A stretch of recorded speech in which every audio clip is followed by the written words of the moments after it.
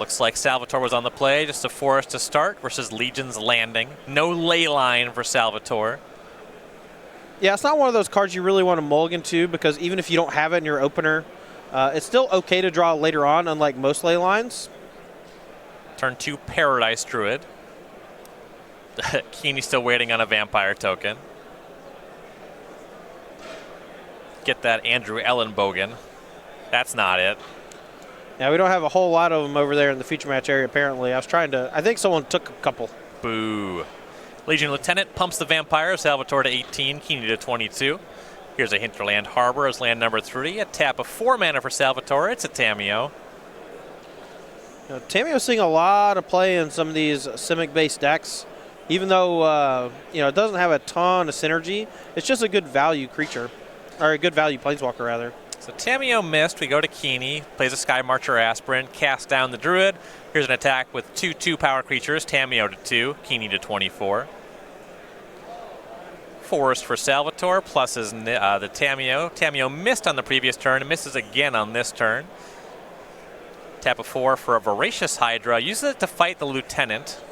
Pretty good swing. Yeah, Voracious Hydra has been really impressive just on screen this weekend. I didn't think it was going to be all that good. We have Hydras in Standard just all the time.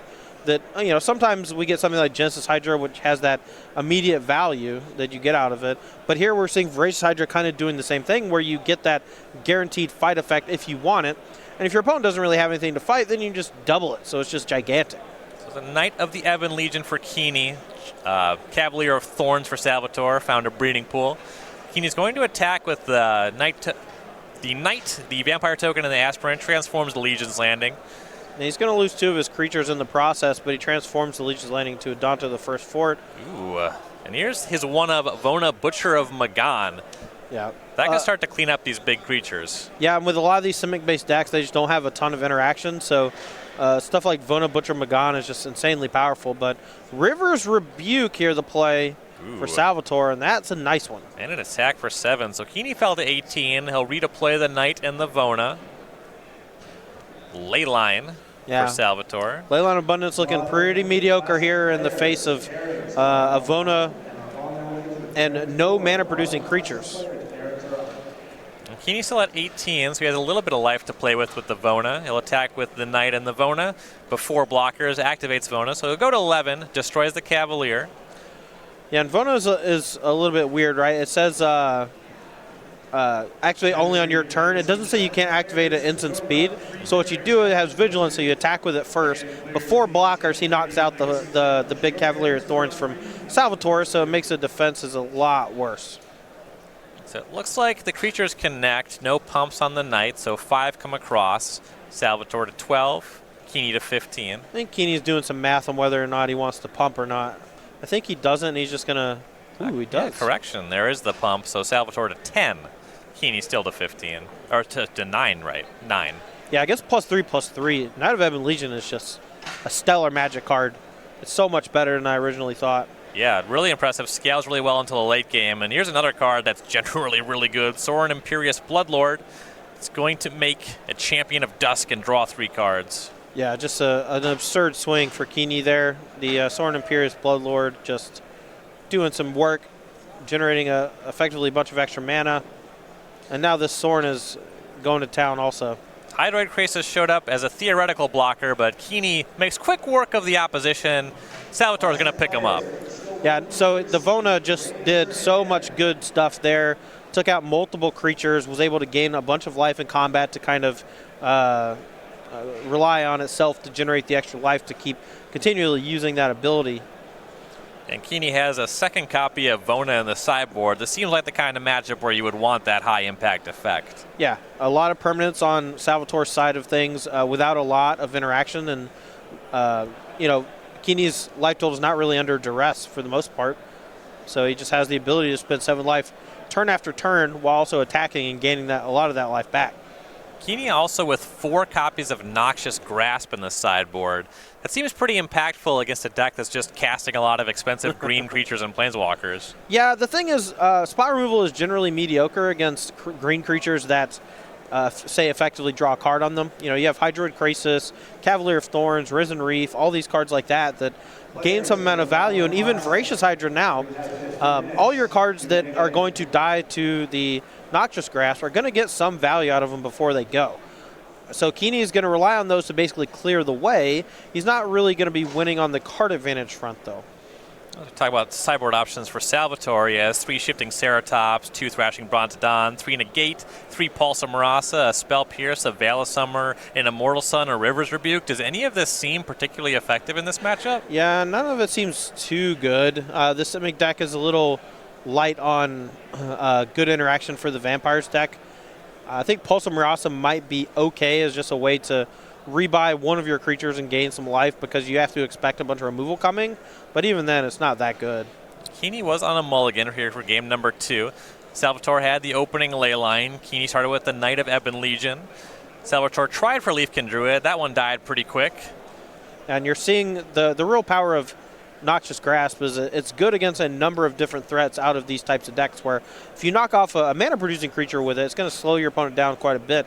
But as the game goes along, you can use it to clear out something like Hydroid Krasis, Nisu Shakes the World, or even Cavalier of Thorns in a pinch. Salvatore had a replacement Druid, which is now casting 2 Llanowar Elves. No third land, but a lot of mana. Kiihne getting aggressive. He has a second Knight of the Ebon Legion, a Sky Marcher Aspirant. So all of those came across, both the Knights grew. Soren also showing up, putting Legion's Lieutenant in play. Yeah, but Salvatore here is going to go off a bit. He hit a land finally, deployed a couple Llanowar Elves, and with that Leyline of Abundance, he's going to start generating a ton of mana. Right now, the Leafkin Druid taps for 3, Elves tap for 2, plus the land is going to allow him to make a 4/4 Voracious Hydra that fights down that Legion Lieutenant. Yeah, pretty big swing, and Kiihne in a bit of trouble. Yeah, but the Knights of Ebon Legion do potentially have Death Touch. But the problem is if he attacks with both, he can only pump 1. Could effectively trade his whole side of the battlefield for the Cavalier of Thorns and the Voracious Hydra, though. Attack with just 1 Knight. Blocked by Hydra, so Kiihne will just pump. Eats the Hydra in combat. Yeah, and gain some life. It's kind of an odd chump block. The plus on the Soren, as you mentioned. Kiihne's at 25 now. Salvatore just hanging out on Leyline activation here, but enough of those make him start to really win combat. Kiihne now has some City's Blessing going on. Danto Vanguard and Legion's Lieutenant showing up. Well, that was a real good pickup for Salvatore. He goes Pulse of Marasa to get back Hydroid Krasis, and now he's going to be able to deploy just a giant jellyfish. It's going to draw him just a boatload of cards. Starts with 2. It's 3 from Druid, 2 from each thing. That's 7, 9, 10, 11, 12. He's going to do it for 10? Am I miscounting? It's like X was 8, left some mana up for this Paradise Druid here. Sure thing. Drawing 4 cards, pretty good, though. Yeah, drawing 4 cards and making a blocker for the Sky Marcher Aspirant as well. Kiihne's going to try to get some damage in. He uses, well, mostly he's gaining life. He's going to use the Soren to pump the Adanto Vanguard and attack there. It's a 5-power creature currently. Now, if he blocks with the giant jellyfish, something like Oath of Kaya could take down the Hydroid Krasis, but Salvatore here is going to block, get back Voracious Hydra on top of his deck. And he's going to play a giant Voracious Hydra next turn and kill one of Kiihne's creatures. Kiihne paid 4 life to save his Vanguard. The Cavalier of Thorns died in combat there.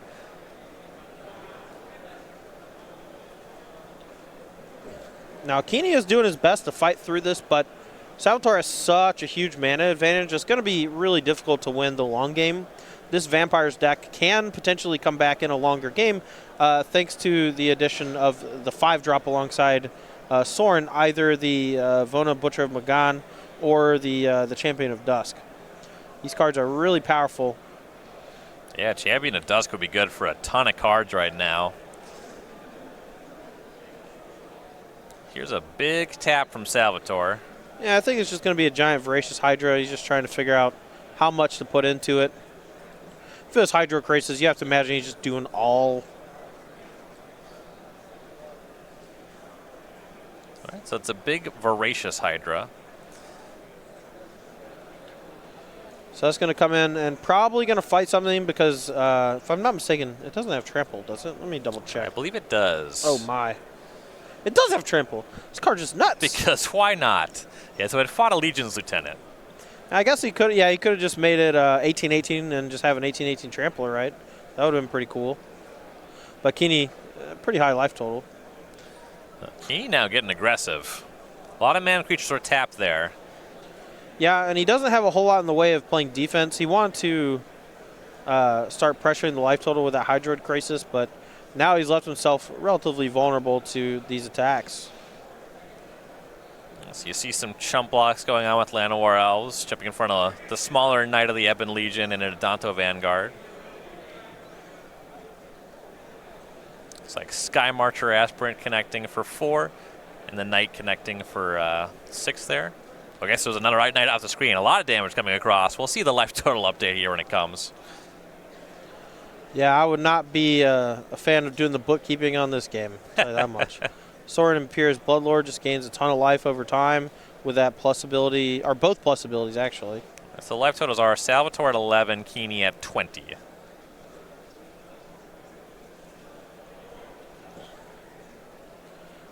Another Leyline of Abundance and a Llanowar Elves here. Now all these mana-producing creatures tapping for 2 more. Salvatore also has the ability, I believe, to activate the ley lines to put a counter on all of his creatures. Makes them a little bit better at playing defense. Thinking about attack with a Hydroid Crisis. Yeah, so that's going to take down the Sorin. We'll go back to Kiihne. Now he's got these 2 Knights that can keep chunking in. He's got multiple Adanto Vanguards that can come in without really much of a threat of them dying, just because they're either so big or you have the threat of being able to pump them. He has the City's Blessing, so Sky Marcher Aspirant can't be blocked. Yeah, the Knight of the Ebon Legion are just good attackers because they can gain Death Touch. Right.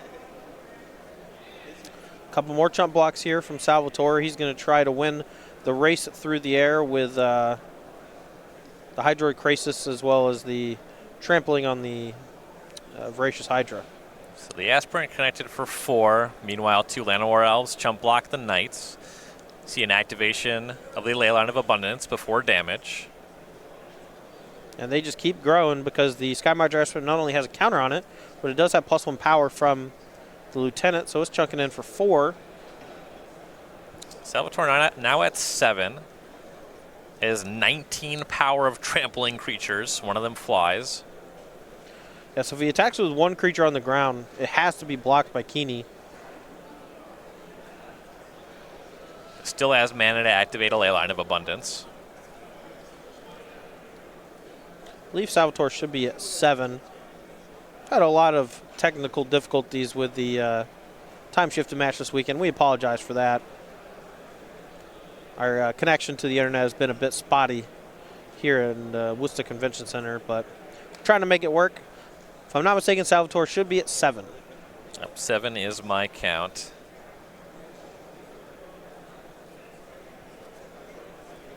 Pretty difficult combat step to navigate. A lot of damage going in both directions. What I kind of like is just, I mean, it depends on what he has in hand, right? Because if he has something in hand that he can deploy as a blocker, he can start by just attacking with these 2 large creatures. And if Kiihne wants to block a little bit, but not with everything, a pump from the Leyline of Abundance might actually be lethal. So Kiihne has to make some really dedicated blocks here to not die. So here's an attack with those 2 large Hydras. So right now this is 19. The Abundance is 21. Trample.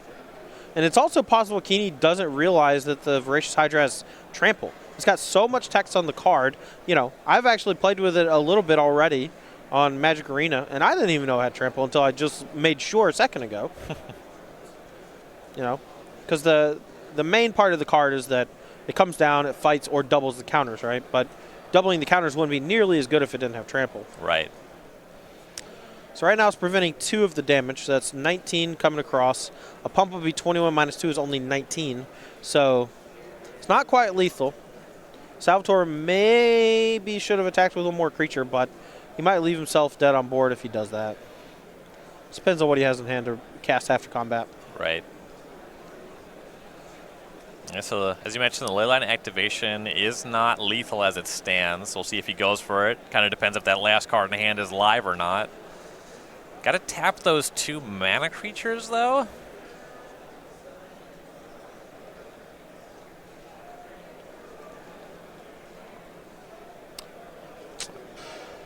No, not enough to survive on the swing back. Zach Kiihne is going to advance to 10-2 with Ors